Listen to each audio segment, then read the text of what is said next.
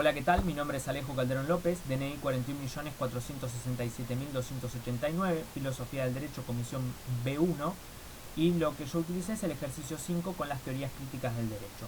Para empezar a hablar de las teorías críticas del derecho podemos mencionar que nacen como una respuesta a cierto formalismo jurídico que estaba formulando, en donde se utilizaba el objeto de estudio al derecho en sí. Para esto, las bases sentadas por Marx en la teoría crítica económica y social y política que había hecho sirve de estructura, aunque él no lo haya querido, para que ciertos pensadores tiempo después puedan formular estas teorías críticas, porque convergen en cuestiones que hacen a esa estructura. Convergen las cuestiones de que el derecho es clasista, porque hay esto de masas sobre masas, personas dominando a personas. El carácter histórico del derecho, justamente siempre reivindicaciones sociales, lucha de clases, la cuestión de que la ideología del derecho, en donde la ideología sigue siendo tanto en la formación del abogado como en lo posterior, en la actitud que toma con respecto al derecho. También lo que sigue siendo una herramienta de dominación, el derecho. Podemos ver siempre apellidos y los mismos apellidos en diferentes juzgados que se repiten y se repiten. Encontramos también que hay una cuestión de repeler a la ciencia jurídica como se venía viendo, como lo que era de este formalismo, y hay una desconfianza con respecto a lo que se decía, con lo que se dice que cuida y vela el derecho, los derechos humanos.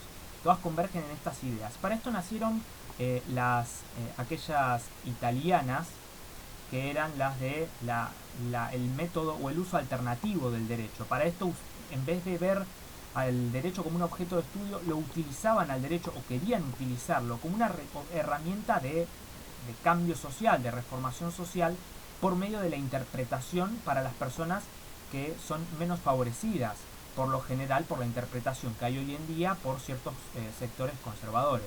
Era lo que se buscaba, era poder interpretar y hacer un cambio social de esos derechos por medio de esa interpretación, más favoreciendo al pueblo.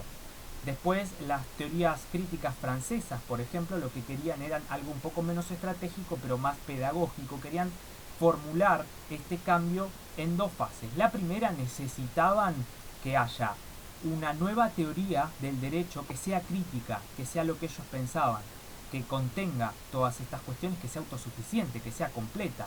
Ahora, posterior a eso, necesitaban cambiar, sustituir esa teoría crítica por un sistema analítico más simple para que sea un todo social, ¿no? Luego empezamos y llegamos a lo que son las teorías críticas iberoamericanas, en donde, bueno, justamente ahí van a estar tres corrientes, una tal vez más parecida a los italianos, con rasgos marxistas menos acentuados, porque terminó siendo más abocado a la profesión, a lo que hacían después de recibidos los abogados. Tenemos después la segunda teoría de los iberoamericanos, que era más parecida a la francesa, en donde podemos calificar, por ejemplo, a Cárcova en Argentina. Se hablaba de el poder concentrado, el poder en una sola persona o en un solo estamento social, podríamos decir. Que bueno, posterior a esto podemos empezar a entender cómo pensaba Cárcova para hacer La opacidad del derecho, el texto tan conocido. Y como último teníamos una teoría crítica sociológica que sentaba sus bases obviamente en la sociología para la teoría crítica del derecho. Como último me gustaría nombrar a los Critical Legal Studies, que si bien no los nombra el pequeño indicio que tenemos que usar para el integrador, es necesario porque estos empiezan a no solamente criticar eso, sino criticar cómo se forman los abogados, de esta manera corporativista, de esta manera individualista, que solo tiene que verse en sí mismo él y salir por sobre todos. ¿Y esto qué pasa? También converge con la idea de que no hubiera una interdisciplinariedad en el derecho, ¿no? Hay derecho, derecho, derecho, y no hay eso que complementa al derecho, como lo que es la historia, la política, incluso el arte, podemos pensar.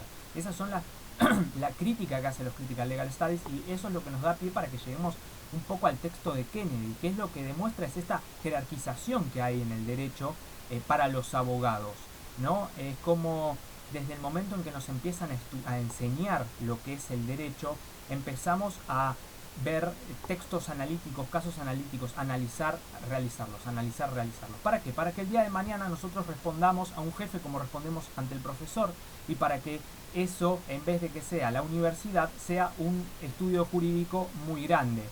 Entonces, nos prepara no para ser abogados liberales y poder luchar con una crítica jurídica, con un sistema analítico crítico jurídico, sino para que no tengamos sentimientos de por medio, seamos fríos, porque si no, no servimos para el derecho.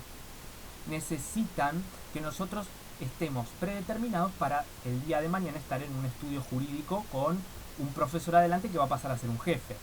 Esto va a ser también influenciado por las evaluaciones, en donde nosotros formamos parte de un sistema de ranking de puntaje, en donde según cómo nos tratan, según cómo estamos con respecto a nuestros compañeros o a nuestros profesores, es según la nota que nos sacamos en el parcial.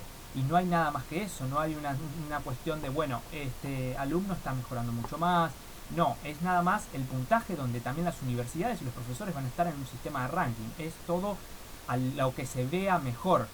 Y ahí llegamos justamente también a lo que es los planes de estudio, en donde tenemos, ¿no?, los derechos reales, derechos de contrato, derechos de daños, la letra fría de la norma, y dejan relegado lo que es la historia, la política, lo social, justamente esto de apolitizar o despolitizar a la carrera de Derecho, que va a ser lo que vamos a continuar, ¿no? Entonces muestran cómo no relegan la filosofía y la historia para que salgamos predeterminados de una manera, y en donde después vemos al profesor, que es un hombre blanco heterosexual adelante nuestro, con los cuales los que respondemos a ese canon nos vemos y decimos, bueno, podemos llegar a hacerlo, pero ¿qué pasa con los alumnos que no responden a ese canon? Que no son clase media o diferentes cuestiones así. ¿Qué es lo que sucede? Entonces podemos ver que hay una despolitización del derecho, como bien venía mencionando. ¿Por qué?